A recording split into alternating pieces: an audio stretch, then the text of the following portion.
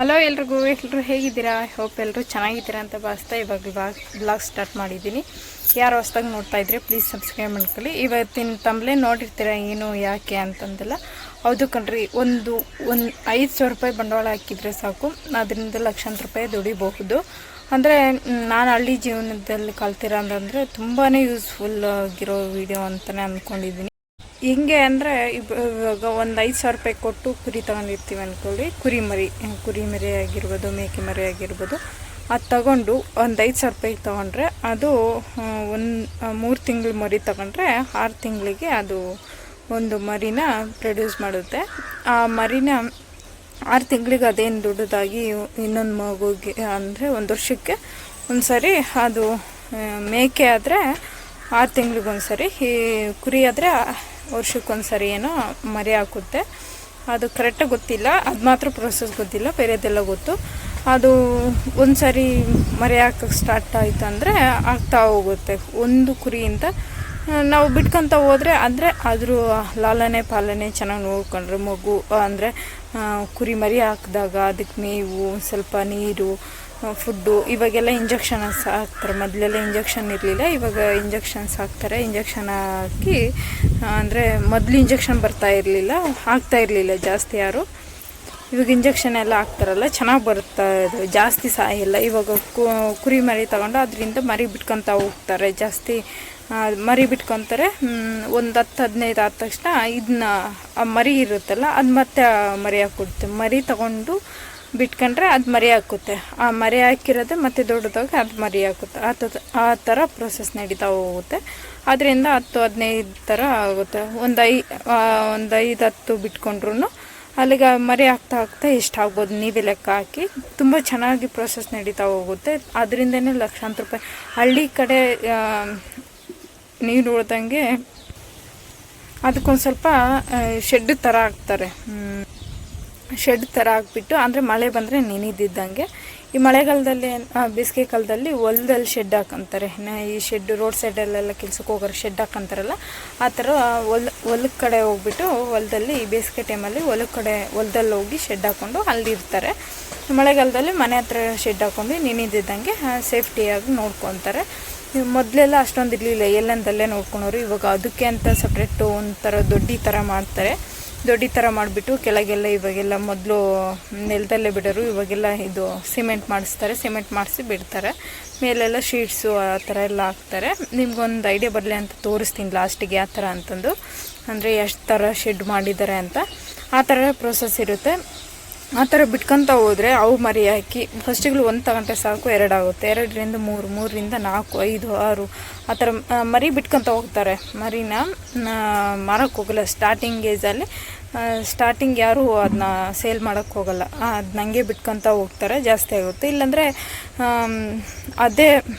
ಅದನ್ನೇ ಕಂಟಿನ್ಯೂ ಆಗಿ ನಾವು ಅದನ್ನೇ ಸಂಪಾದನೆ ಅಂತ ಏನು ಮಾಡ್ಕೊತಾರೆ. ಅವ್ರು ಹೆಂಗೆ ಮಾಡ್ತಾರೆ ಅಂದರೆ ಒಂದು 10-15 ಮರಿ ತಗೊಬಿಡ್ತಾರೆ. ಇನ್ನು ಒಂದು ಮರಿಗೆ ಒಂದು 5-6 ಸಾವಿರ ಕೊಟ್ಟು ತಗೊಳ್ತಾರಲ್ಲ, ಹಾಗೆ ಒಂದು 10-15 ಮರಿ ತಗೊಂಡು ಬಿಟ್ಕೊಬಿಡ್ತಾರೆ. ಮರಿ ತಗೊಂಡು ಬಿಟ್ಕೊಂಡ್ರೆ ಅವು ಒಂದು 6 ತಿಂಗಳಷ್ಟೊತ್ತಿಗೆ ದೊಡ್ಡವಾಗ್ತವೆ. ವರ್ಷದೊಳಗೆ ಮರಿ ಹಾಕ್ಬಿಡ್ತವೆ. ಹಾಗೆ ಅವು 15ಕ್ಕೆ 15 1 ಇಲ್ಲ 2 ಆಗ್ತವೆ. 1-2 ಹಾಕಿದ್ರು ಅಲ್ಲಿಗೂ 1 ಅಂದ್ಕೊಂಡ್ರು 15 ಮರಿ ಡಬಲ್ 30 ಆಗುತ್ತೆ. ಅವು 30 ಇದ್ದಿದ್ದು 30 ಮತ್ತು 60 ಆಗುತ್ತೆ. ಈ ಥರ ಬಿಟ್ಕೊಂತಾರೆ. 1ಕ್ಕೆ 5,000 ಅಂದರೂ ಮರಿ ಮಾತ್ರ 5,000. ಅದು ದೊಡ್ಡದಾದಮೇಲೆ 7-8 ಸಾವಿರ. ಈ ಪಟ್ಲಿ ಅಂತ ಬರ್ತವೆ, ಕೊಂಬು ತಿರುಗಿರೋ ಪಟ್ಲಿ ಬರ್ತಾವಲ್ಲ, ಅವು 15, 20, 25 ಸಾವಿರ ಈ ಥರ ಇರ್ತವೆ ಪಟ್ಲಿಗಳು. ತೋರಿಸ್ತೀನಿ ನಿಮಗೆ ನೆಕ್ಸ್ಟ್ ವ್ಲಾಗಲ್ಲಿ. ನಿಮ್ಗೆ ಇಂಟ್ರೆಸ್ಟ್ ಇದ್ದರೆ ಕಮೆಂಟ್ ಮಾಡಿ ಪಟ್ಲಿ ಯಾವ ಥರ ಇರ್ತವೆ ಅಂತ. ನೋಡಿರ್ತೀರಿ ಎಲ್ಲರೂ ಪಟ್ಲಿಗಳು. ಅವು ಕೊಂಬು ತಿರುಗಿರ್ತಾವಲ್ಲ ಅವೇ ಪಟ್ಲಿ ಅಂತೀವಿ. ಅವೆಲ್ಲ 15-20 ಸಾವಿರ ಗಟ್ಟಲೆ ಸೇಲ್ ಆಗ್ತವೆ. ನಮ್ಮ ಕಡೆ ಮಾರಮ್ಮ ಮಾಡ್ತಾರಲ್ಲ, ಆ ಟೈಮಲ್ಲಂತೂ ತುಂಬಾ ಡಿಮ್ಯಾಂಡು ಕುರಿಗಳಿಗೆ, ಮೇಕೆಗಳಿಗೆ. ಚೆನ್ನಾಗಿರುತ್ತೆ ಅಂತಂದಷ್ಟೇ. ಹಳ್ಳಿ ಕಡೆ ಇವಾಗ ಹಳ್ಳಿಯಲ್ಲಿ ಹೊಲಕ್ಕೆ ಹೋಗ್ತಾರೆ, ಸೊಪ್ಪು ಎತ್ಕೊಬಂದು ಹಾಕ್ತಾರೆ. ಮತ್ತು ಅಷ್ಟೊಂದು ಇವಾಗ ಫುಡ್ಡು ತಗೊಳಲ್ಲ. ಮನೆ ಅಕ್ಕಪಕ್ಕ ಗಿಡಗಳು ತೋರಿಸ್ತೀನಿ. ಈ ಥರ ಗಿಡಗಳೆಲ್ಲ ಬೆಳೀತಾ ಇರ್ತಾವಲ್ಲ, ಈ ಗಿಡಗಳೆಲ್ಲ ತೆಗೆದುಬಿಟ್ಟು, ಸೊಪ್ಪೆಲ್ಲ ತೆಗೆದುಬಿಟ್ಟು ಕುರಿಗೆ ಹಾಕಿದರೆ ಆಗೋಯ್ತು. ಅವೇ ತಿಂತವೆ. ಆಮೇಲೆ ಪ್ರೊಸೆಸ್ ನಡೆಯುತ್ತೆ. ಅದು ಆಯಿತು. ಇವಾಗ ಕುರಿ ಪಿಚ್ಕೆ ಇರ್ತಾವಲ್ಲ, ಗೊತ್ತಿದೆಯೋ ಇಲ್ಲೋ ಗೊತ್ತಿಲ್ಲ, ಬೇಕಂದರೆ ಕಮೆಂಟ್ ಮಾಡಿ, ನೆಕ್ಸ್ಟ್ ಬ್ಲಾಗ್ ಕಂಟಿನ್ಯೂ ಮಾಡ್ತೀನಿ ಅದ್ರ ಬಗ್ಗೆನೇ. ಕುರಿ ಪಿಚ್ಕೆನೆ ಮತ್ತು ಅದನ್ನ ಸೇಲ್ ಮಾಡ್ತಾರೆ. ಕುರಿ ಪಿಚ್ಕೆ ಇರುತ್ತಲ್ಲ ಅದನ್ನ ಸೇಲ್ ಮಾಡ್ತಾರೆ.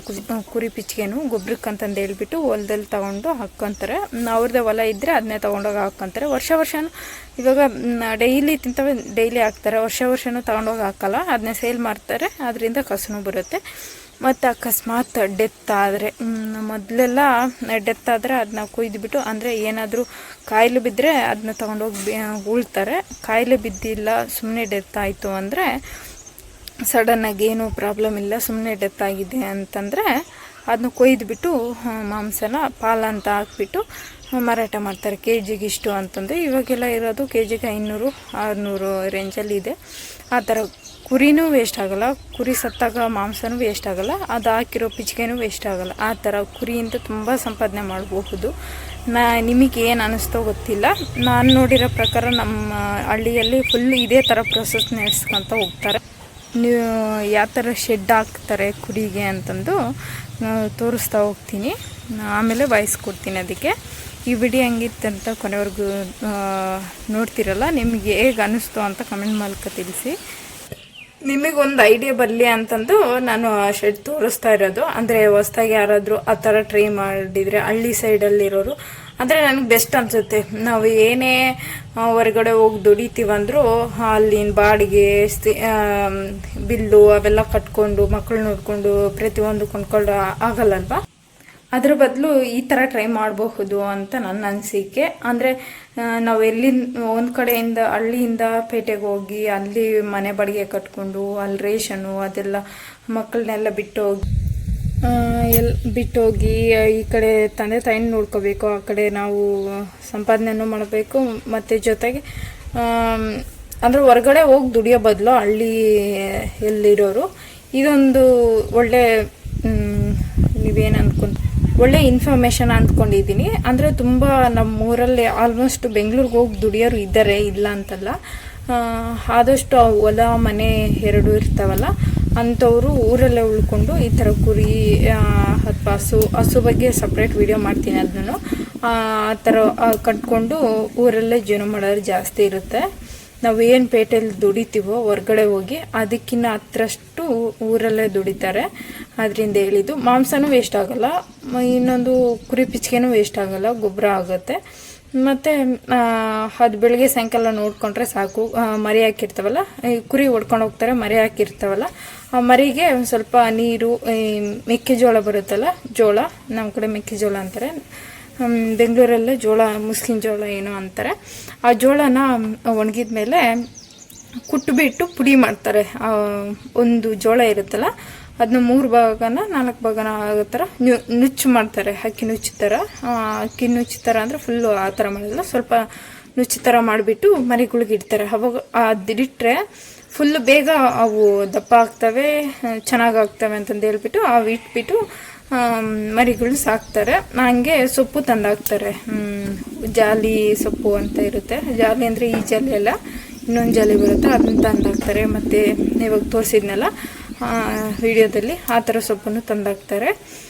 ಆಮೇಲೆ ಈ ಸೊಪ್ಪನ್ನು ತಂದಾಕ್ತಾರೆ. ಈ ಸೊಪ್ಪು ಏನು ಅಂತ ನನಗೆ ಗೊತ್ತಿಲ್ಲ, ಇಲ್ಲಾಂದರೆ ನಿಮಗೆ ಗೊತ್ತಿದ್ದರೆ ಕಮೆಂಟ್ ಮಾಡಿ.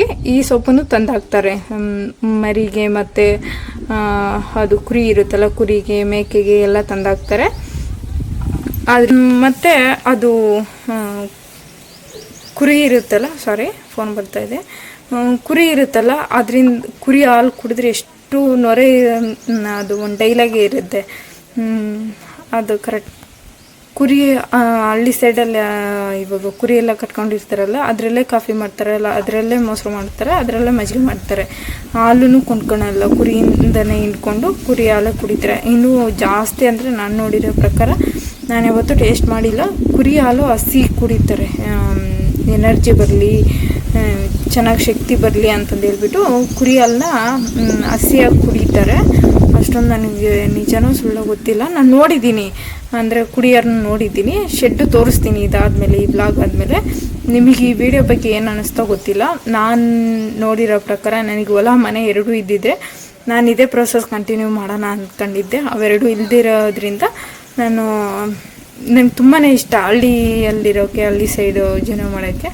ಏನು ಮಾಡೋಕ್ಕೆ, ವಿಧಿ ಆಟ ಅಂತಾರಲ್ಲ ಆ ಥರ. ನನಗೆ ಹಳ್ಳಿಯಲ್ಲಿ ಇಷ್ಟ ಇದೆ ಅಂದ್ರೂ ಇರೋಕ್ಕಾಗ್ತಿಲ್ಲ. ಅದಕ್ಕೆ ಯಾರಾದರೂ ವೀಡಿಯೋ ನೋಡ್ತಿದ್ರೆ ಫಾಲೋ ಮಾಡ್ತಾ ಹೋಗಲಿ.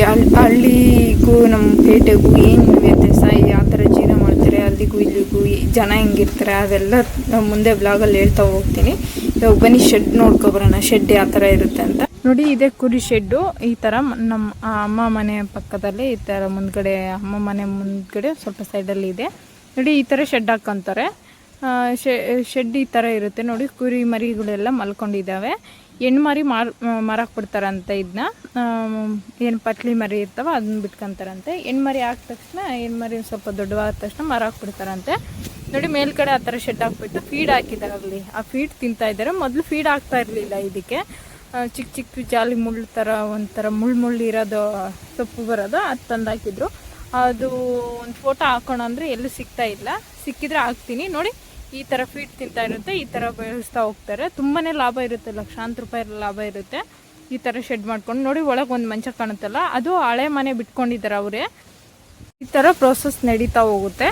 ತೋರಿಸಿದ್ನಲ್ಲ ಅಲ್ಲಿ ಆ ಮನೆ, ಏನು ಮನೆ ಇತ್ತು ಹಿಂದ್ಗಡೆ, ಆ ಮನೇಲಿ ಅವ್ರು ಮಲ್ಕೊತಾರೆ ಮಳೆ ಬಂದರೆ, ಇಲ್ಲ ಬೇಸಿಗೆ ಟೈಮಲ್ಲೆಲ್ಲ. ಯಾಕಂದರೆ ಇವಾಗಿನ ಕಾಲದಲ್ಲಿ ಕಳ್ತನ ಮಾಡ್ತಾರಲ್ಲ, ಕುರಿ ಮರಿ ಆಗಿರ್ಬೋದು, ಏನಾಗಲಿ ಮಲ್ಕೊಂಡಾಗೆ ಎತ್ಕೊಂಡು ಹೋಗ್ಬಿಟ್ರೆ ಅಂತ ಭಯ. ಅದು ಹಳೆ ಮನೇನ ಆ ಥರ ಬಿಟ್ಕೊಂಡಿದ್ದಾರೆ. ಅವ್ರು ಬೇರೆ ಮನೇಲಿ ಇರ್ತಾರೆ. ಒಬ್ಬರು ಮಾತ್ರ ಕುರಿ ಕಾಯ್ಕೊಂಡು ಆ ಮನೇಲಿ ಮಲ್ಕೊತಾರೆ. ಒಬ್ಬರು ಮಾತ್ರ ಡೈಲಿ ಒಬ್ಬರು ಮಲ್ಕೊತಾರೆ ಆ ಮನೆಯವರು.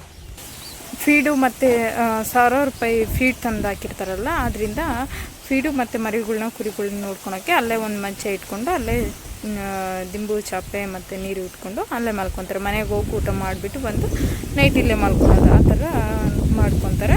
ಒಬ್ಬೊಬ್ಬರು ಮನೆ ಪಕ್ಕದಲ್ಲೇ ಶೆಡ್ ಮಾಡಿಕೊಂಡು ಮನೇನು ಮತ್ತು ಕುರಿಗಳ್ನು ಒಂದೇ ಹತ್ರ. ಏನೇ ಆಗಲಿ ಕುರಿ ಹತ್ರನೇ ಒಬ್ಬರು ಇರ್ತಾರೆ. ಅದು ಕುರಿ ಇರುತ್ತಲ್ಲ, ಆ ಶೆಡ್ ಒಳಗೆ ಒಬ್ರು ಮಲ್ಕೊಂಡಿರ್ತಾರೆ. ಇವಾಗಿನ ಕಾಲದಲ್ಲಿ ಯಾರೂ ನಂಬೋಕ್ಕಾಗಲ್ಲ. ಮಲ್ಕೊಂಡಾಗ ಯಾರು ಎತ್ಕೊಂಡೋದ್ರೂ ಗೊತ್ತಾಗಲ್ಲ, ಯಾರನ್ನೂ ಹೇಳೋಕ್ಕಾಗಲ್ಲ ಅಲ್ವ. ಅದರಿಂದ ಹೇಳಿ ಅಲ್ಲೇ ಶೆಡ್ ಪಕ್ಕನೇ ಮಲ್ಕೊಂಡಿರ್ತಾರೆ. ಹಿಂದ್ಗಡೆ ಏನು ಮನೆ ಇತ್ತಲ್ಲ, ಆ ಮನೇಲಿ ಒಬ್ಬ ಅಜ್ಜಿ ಇರ್ತಾನೆ ಅಷ್ಟೇ. ಅಜ್ಜಿ ಜೊತೆಗೂ ಒಬ್ಬಣ್ಣ ಮಲ್ಕೊತಾನೆ. ಅಲ್ಲಿ ಯಾರಾದರೂ ಎತ್ಕೊಂಡು ಹೋಗ್ತಾರೆ ಬೈಕೆ. ಈ ವಿಡಿಯೋ ಹೆಂಗಂತ ಅನಿಸ್ತಾಗ ಕಮೆಂಟ್ ಮಾಡಿ. ನೋಡಿದ್ರಲ್ಲ, ಆ ಥರ ಇರುತ್ತೆ ಕುರಿ ಶೆಡ್ ಆಗಲಿ. ಅಲ್ಲಿ ಫೀಡ್ ಆಗ್ತಾಯಿದ್ರು ಕುರಿಗೆ. ಮೊದಲು ಆಗ್ತಿರ್ಲಿಲ್ಲ, ಇತ್ತೀಚೆಗೆ ಫೀಡ್ ಆಗ್ತಾರೆ. ಚೆನ್ನಾಗಿ ಬರಲಿ ಕುರಿ, ಬೇಗ ಬರಲಿ ಅಂತೆ. ಇನ್ನೊಂದು ಫಸ್ಟಿಗೆ ಹೇಳಿದ್ನಲ್ಲ, 1 ವರ್ಷಕ್ಕೆ ಬರುತ್ತೇನೆ ಅಂತಲ್ಲ. ಹೆಣ್ಣು ಮರಿ ಆದರೆ 1.5 ವರ್ಷಕ್ಕೆ ಮರಿ ಹಾಕುತ್ತಂತೆ.